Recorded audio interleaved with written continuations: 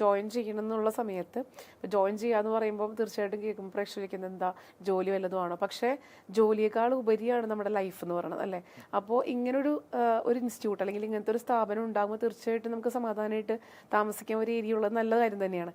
അപ്പോൾ അങ്ങനെ ചെയ്യണം, അങ്ങനെ ജോയിൻ ചെയ്യണം എന്നുള്ളവർക്ക് എന്തെല്ലാം ഇപ്പോൾ സാറ് നോക്കുമ്പോൾ ഇവർക്ക് ഇങ്ങനെയുള്ള ആൾക്കാർക്ക് മാത്രമേ ഇവിടെ ജോയിൻ ചെയ്യാൻ പറ്റുള്ളൂ, അങ്ങനെ എന്തെങ്കിലും കാറ്റഗറീസ് ഉണ്ടോ?